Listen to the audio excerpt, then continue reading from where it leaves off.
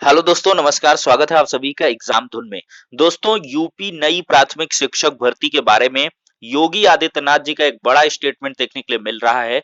उसको पूरी तरीके से डिस्कस करेंगे और पूरे वक्तव्य को सुनाएंगे भी। योगी आदित्यनाथ जी का ये हूबहू स्टेटमेंट आपको हम सुनाएंगे। लेकिन इसके पहले जो हमारे छात्र बीएड की प्रिपरेशन कर रहे हैं उनके लिए एक छोटी सी इन्फॉर्मेशन। आज हम बात करेंगे यूपी बीएड एंट्रेंस एग्जाम 2022 की बेस्ट बुक के बारे में, जो है चक्षु पब्लिकेशन की। दोस्तों, अगर इस पुस्तक की हम खास बात करें तो इस पुस्तक में 3900 से अधिक बहुविकल्पीय प्रश्न व्याख्या सहित दिए गए हैं। 5 साल के previous year solved model paper हैं और साथ ही साथ 15 प्रैक्टिस सेट प्रोवाइड किए गए हैं। दोस्तों, ये पुस्तक आप सैंपल के रूप में देख सकते हैं। बहुत सारे इंपॉर्टेंट क्वेश्चन और फिर इसके बाद इनका प्रॉपर एक्सप्लेनेशन इस पुस्तक में दिया गया है। ये पुस्तक आपको ऑनलाइन और ऑफलाइन दोनों मोड में अवेलेबल है। ऑनलाइन के लिए लिंक डिस्क्रिप्शन बॉक्स में प्रोवाइड है और ऑफलाइन के लिए किसी भी नज़दीकी बुक स्टॉल पर कॉन्टैक्ट कर सकते हैं। दोस्तों, इतना ही नहीं, बीएड एंट्रेंस एग्जाम के लिए एक अलग से प्रैक्टिस वर्कबुक भी इनके द्वारा प्रोवाइड की गई है, जिसमें 2700 से अधिक महत्वपूर्ण प्रश्न हैं। 5 साल के सॉल्व्ड पेपर हैं। तो इन दोनों बुक्स के साथ आप प्रिपरेशन को बूस्ट करें और अपनी सफलता को सुनिश्चित करें। भले ही दोस्तों चुनाव आचार संहिता लग चुकी है, लेकिन इसी दरमियान देखा जाए तो जो नई प्राथमिक शिक्षक भर्ती 51,112 पद और 17,000 पदों पर पहले से अनाउंसमेंट हो रखी है। तो इन पदों को जोड़ करके और पिछले रिटायरमेंट के पोस्ट को भी जोड़ करके 97,000 पदों पर शिक्षक भर्ती के विज्ञापन के लिए लगातार जद्दोजहद अभ्यर्थी करते हुए नजर आ रहे हैं और विभिन्न पार्टियों के घोषणा पत्र में इसको सम्मिलित करवाने की भी बात कह रहे हैं।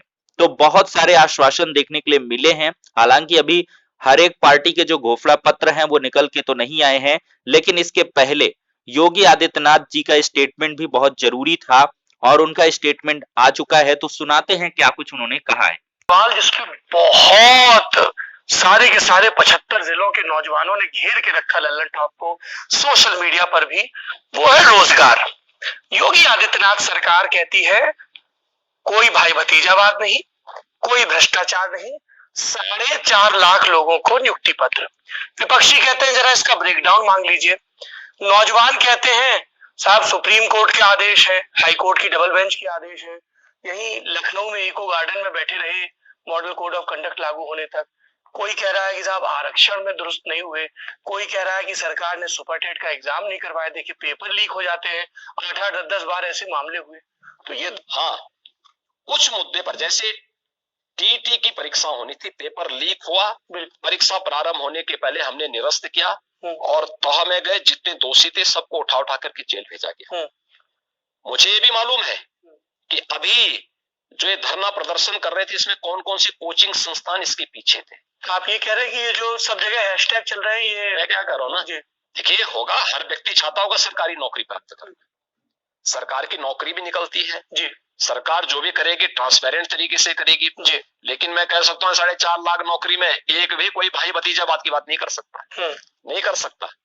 एक भी नहीं कह सकता है कि जैसे पहले चाचा भतीजा और उनका पूरा गैंग उतर पड़ता था वसूली में, इन 4.5 लाख भर्तियों में कोई भी इस प्रकार की घटना ही नहीं हो सकती। तो ये शिक्षक उम्मीद करें कि अगर आपकी सरकार लौटती है तो भर्ती आएगी। भर्ती की प्रक्रिया तुम आगे बढ़ा ही रहे जी, और भर्ती की प्रक्रिया आगे बढ़ेगी और पूरी पारदर्शी तरीके से आगे बढ़ेगी, क्योंकि सबसे बड़ा छात्र समूह वही है। मैं क्या कह रहा हूँ, वो पूरी तरीके से बनेगी, लेकिन किसी के दबाव में नहीं।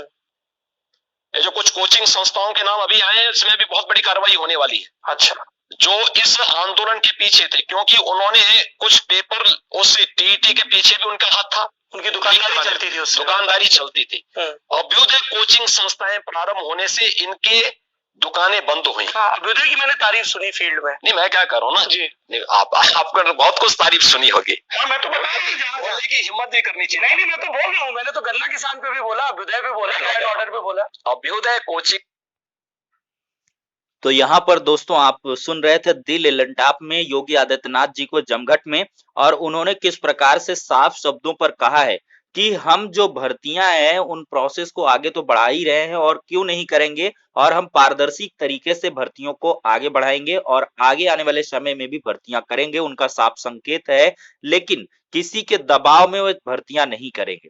हालांकि इसको लेकर काफी ज्यादा दबाव हुए हैं। अब दबाव चाहे वो छात्रों का रहा हो, चाहे वो कोचिंग संस्थानों का या किसका भी कैसे भी रहा हो, लेकिन उन्होंने साफ शब्दों पर स्पष्ट किया है कि हम भर्तियां अपने अनुसार करेंगे, अपने अकॉर्डिंग करेंगे और भर्तियां बिल्कुल करेंगे, और रोजगार पर तो उन्होंने कहा हम कर ही रहे हैं।